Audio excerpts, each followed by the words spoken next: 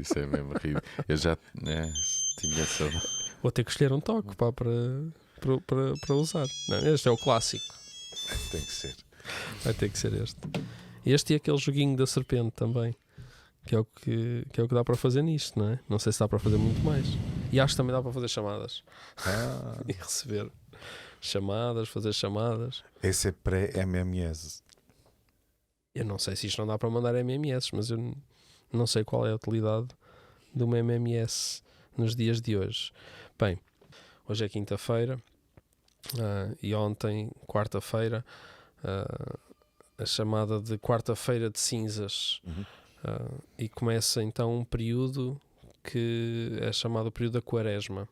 O que é este período da quaresma, para quem não sabe, ou então para quem já ouviu falar, 40 dias que precedem o período da Páscoa, mas se calhar um bocadinho mais do que isso, qual é o significado, mais do que a data do calendário.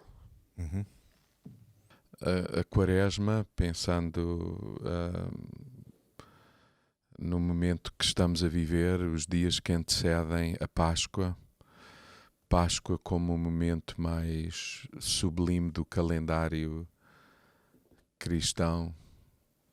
Na verdade, também a Páscoa como a data, o momento que provavelmente mais se aproximará do momento real em que Jesus realmente morre na cruz e ressuscita ao terceiro dia.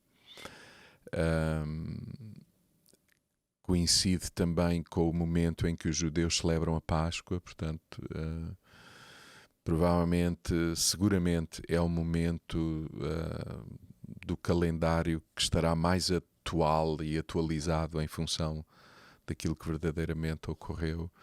Por isso, mais uma razão para celebrar estes 40 dias que antecedem esse grande acontecimento. A Bíblia está cheia de momentos de 40 dias, de 40 anos, não é? Por exemplo, o dilúvio, os dias que Moisés esteve no monte a ouvir Deus, a buscar a Deus, os dias de jejum de Jesus no deserto, etc. A Bíblia está cheia dessa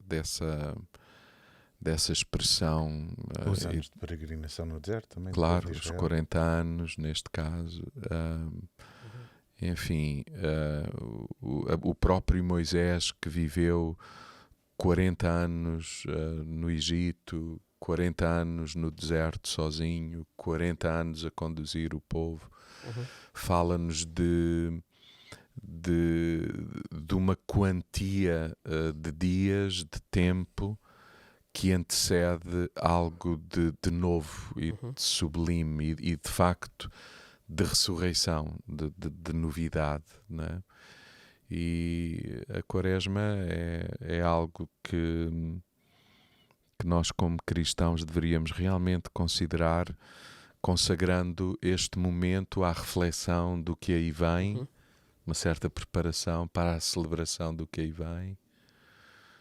A quaresma entende isso, um momento de meditação, de consideração, de preparação, de celebração, mas também de interiorização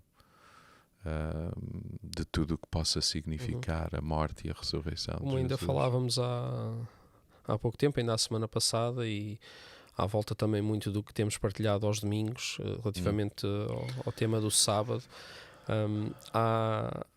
parece que não deveria de ser necessário tudo isto, estes períodos, estas datas, estes momentos, se a relação com Deus fosse uma coisa plena, completa, e nós não tivéssemos esta falha de ter altos e baixos na vida com tudo, com Deus, com o que é mais importante, com o que colocamos na agenda, com as prioridades.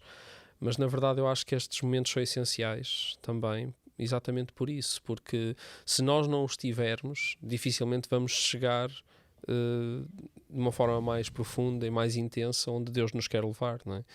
E aproveitar um período como este, e como o João estava a dizer, na altura do ano mais significativa na celebração mais significativa, porque realmente no fim de um período de 40 dias, neste caso, acontece uma coisa que não é apenas mais um evento do calendário, é o evento.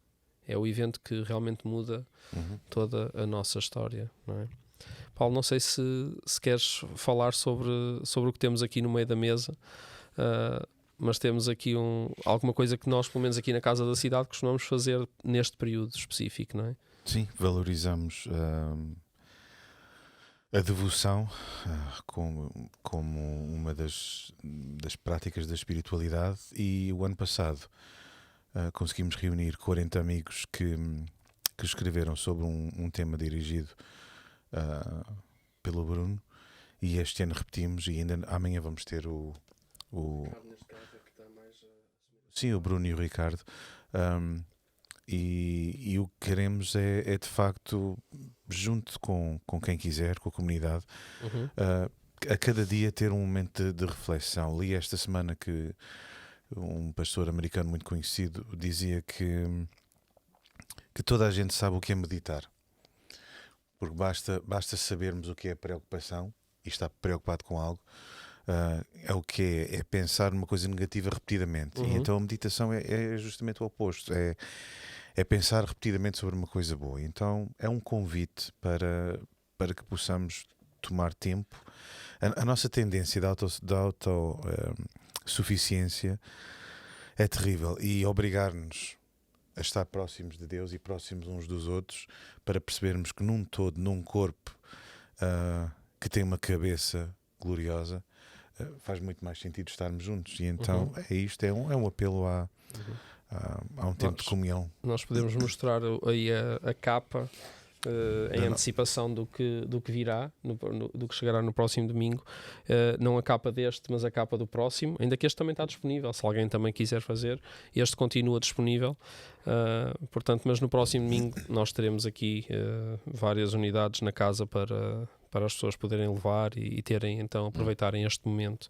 Até porque a quaresma começou quarta-feira, ontem, mas nós vamos celebrá-la de domingo a domingo, porque terminará no calendário, terminará na quinta-feira, que antecede a Sexta-feira Santa, mas nós vamos fazer o devocional então de domingo a domingo.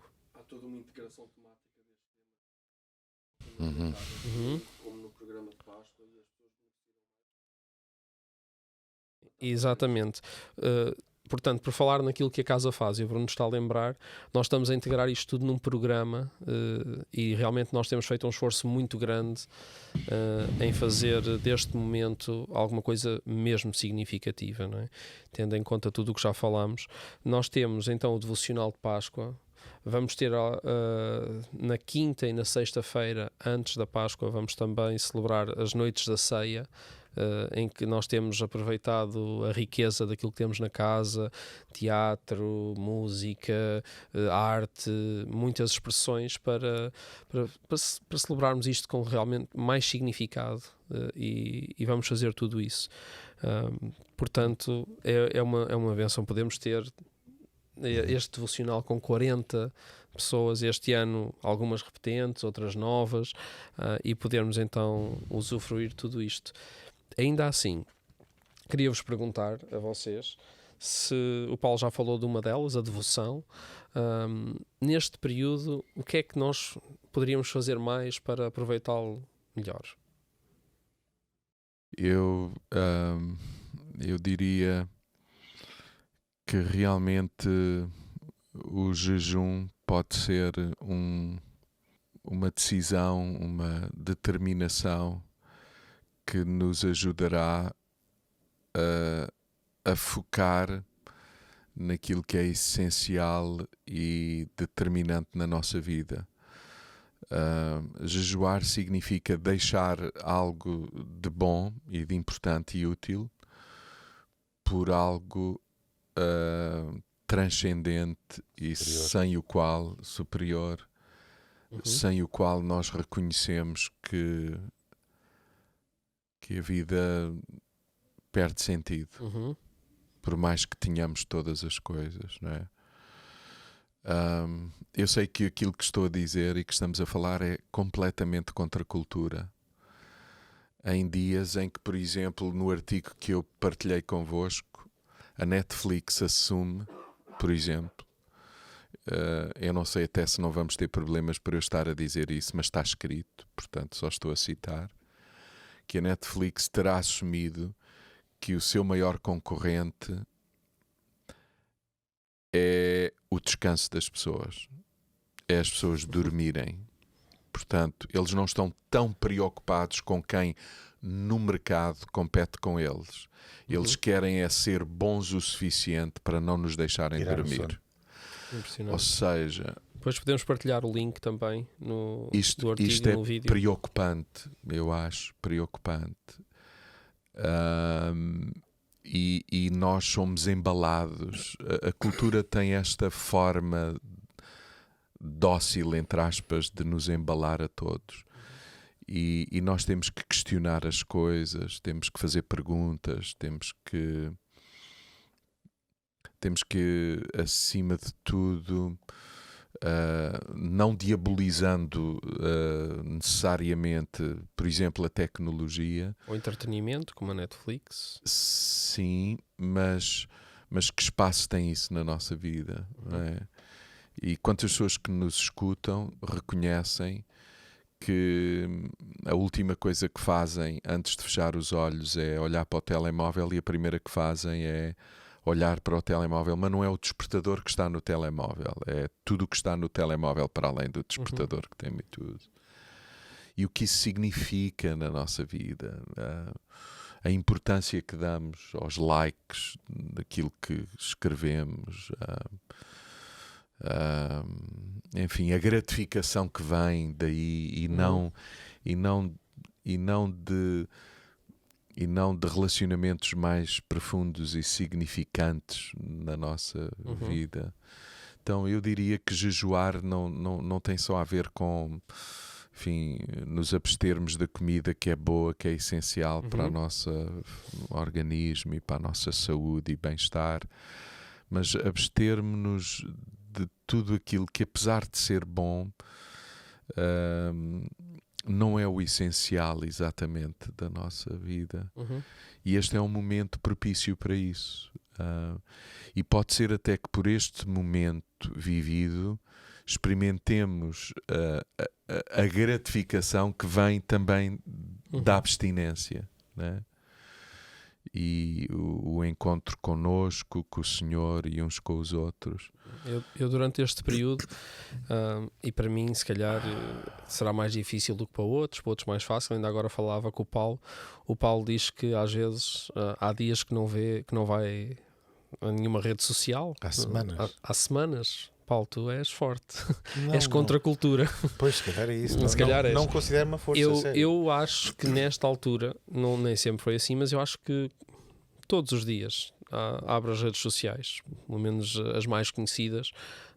Eu dou uso às redes sociais, não apenas abro para ver, dou uso, faço publicações, sigo algumas pessoas, algumas contas que eu gosto de realmente estar a par, mas realmente o tempo que me ocupa, que pode ser tempo de descanso, pode ser tempo que eu poderia estar a dormir, podia ser tempo que eu podia estar com a minha esposa, com os meus amigos, a ler, a orar, a meditar, a fazer tudo isto.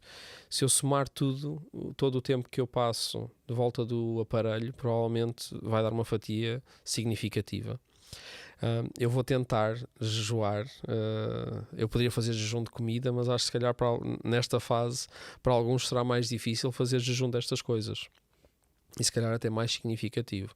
E se calhar até gastamos mais tempo à volta disso do que a comer, não é? Porque deixar de comer por deixar não é essa a ideia, não é? Não, e deixar a tecnologia por deixar, ou as redes sociais por deixar também não. Ou seja, não é um ato religioso que produz benefício na nossa espiritualidade. É uma intencionalidade de uma aproximação a Deus e aos outros que de facto produz fruto na nossa vida. Acho que é por aí, porque fazer por fazer, a Quaresma, a Páscoa, seja o que for, esvazia-se de valor. Não é na religiosidade da questão, é de facto numa intenção. Havia em muitas culturas, e ainda hoje existe, o tempo que antecedia o casamento, da purificação dos noivos, não é?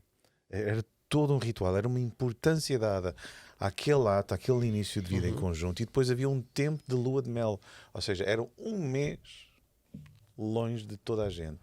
Era de facto uma lua de mel, ou seja, não é... dava-se mais valor ao tempo. E nós hoje... Sei que tu, Paulo, começaste o ano, pelo menos, com algumas... a dar ênfase a algumas disciplinas espirituais na tua vida. Já falaste aqui, foste dando assim lá mirés aqui no programa, mas queres falar disso, não apenas da prática pela prática, mas como é que isso tem estado a ser? Sim, para ti e para a Ana, não é? Sim, no final do ano passado, em oração e em conversa, achámos que uma intencionalidade nas práticas cristãs de forma ativa seria o nosso 2020, e começámos com jejum e jejuámos no mês de janeiro álcool, pronto, porque achámos que era uma coisa que poderíamos fazer. E o outro lado da moeda para mim era o que é que advém daqui, não é? Não estou a querer outra coisa que não alguma sensibilidade, e de facto a sensibilidade às necessidades dos outros, não sei explicar, aguçou-se um pouco. Agora em março é meditação, é repetir, repensar, mastigar trechos da palavra de Deus. Vamos ter uma passagem, um versículo ou mais por semana, nós os dois, e procurar aproximar-nos. Pois em abril ainda não decidimos, mas cada um vai ter a sua... E vamos repetir. É uma quaresma prolongada, então. Não será apenas neste período dos 40 dias. Então, eu vou tentar, então, como eu estava a dizer, durante uma semana usar uma coisinha destas, um telefonezinho destes. Isso há uns anos atrás era um luxo. Era um topo de gama. Não, isto apareceu aqui na igreja por acaso.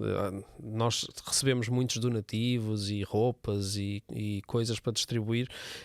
Haverá de ser distribuído para já. Ficará então comigo pelo menos uma semana, vai substituir o meu telefone normal, e aqui não há WhatsApp, não há Facebook, não há Instagram, não há nada disso. Vai ter muito autocontrole com o Snake. Eu vou ter que me controlar, o Bruno está a dizer a verdade por causa do Snake. Eu vou pôr-me aqui a jogar Snake montes de tempo, olhar para isto, ou então não. Ou então é isso, ou então se calhar vou ficar mais aguçado em coisas onde não estou. E acho que pode ser muito positivo. São decisões. O jejum é uma decisão, sem dúvida, e pode ter muitas intenções. Pode ser emagrecer, no caso da comida, mas eu acho que se nós apontarmos para um período intencional e uma coisa ser substituída por outra, o tempo que eu gastaria a preparar, a ir às compras, a comer, ou o tempo que eu gastaria online, a ler isto, a ver aquilo, a comentar aquilo, a fazer um like ou a fazer um post, seja lá o que for, eu vou substituí-lo por outra coisa, não é? Isto é uma ideia, sem dúvida, mas como o Paulo está a dizer, há muitas mais. Nós, quando estamos a falar de jejuar, nomeadamente tecnologia, não é? Nós não estamos só à procura de mais tempo para outras coisas mais proveitosas do que a tecnologia.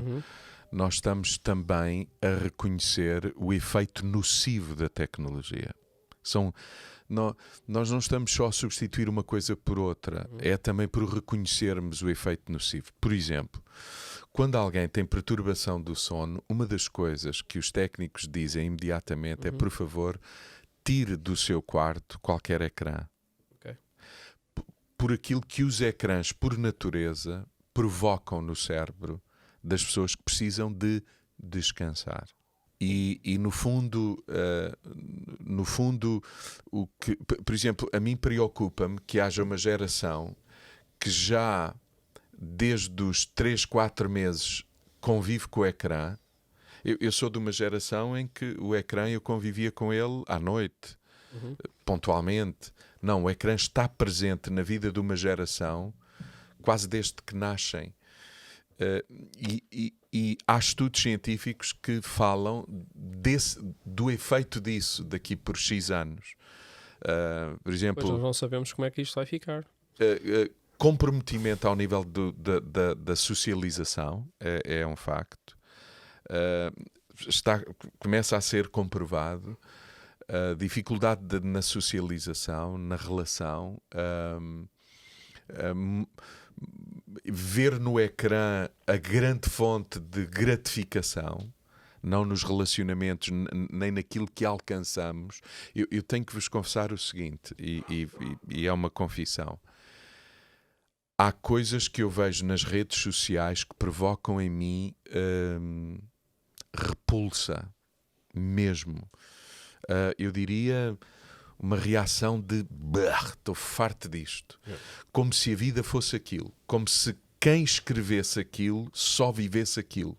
Mas a verdade é que é isso que é importante publicar. Às vezes até eu estou a falar de cristãos. Lê-los, parece que a vida se resume àquilo que eles escrevem no ecrã, e a verdade é que quem lê com muita facilidade pensa que aquilo é que é a vida do outro, e não é verdade. E eu sei que não é verdade. Em alguns casos eu sei que não é verdade, e irrita-me profundamente isso, mas a mensagem está a ser passada. E o efeito disso nas pessoas que observam aquilo está a ser passado. E eu acho que, portanto, nós não estamos só a falar de deixar uma coisa para ter outra. Estamos a falar sobre, se calhar, a importância de perceber o prejuízo que em concreto manter isso atrás, claro. Exatamente. Sim, nós ainda antes da conversa começar, ainda não tinha chegado, João, estávamos a falar exatamente sobre isso, sobre que online há muita tendência para haver, pronto, se calhar vocês não estão muito familiarizados com os termos, mas os trolls e os haters, não é? E às vezes nós mesmos, sem querer, pelo facto de estarmos lá metidos, podemos fazer comentários que não são próprios, podemos dizer coisas que não deveríamos dizer, mas às vezes é isso. Eu às vezes também fico indignado porque assisto a coisas e vejo pessoas a escreverem coisas e com agressividade, não é? Sim, mas acho que vamos aproveitar este período para pensar em tudo isso, e realmente nós insistimos muito neste tópico da tecnologia, disso, porque realmente é uma coisa que tem a tendência para estar em cima da mesa com muito peso na nossa vida. Eu quero assumir que limpei uma série de aplicativos que tinha no meu telemóvel e não sei se é só na Quaresma, porque também tem que ser coerente. Que a Quaresma também sirva para reajustar o que vem depois da Quaresma, não é? Da mesma maneira que o sábado sirva para reajustar o que vem depois do sábado. Nós precisamos de momentos simbólicos que nos reorientem a vida. Sim.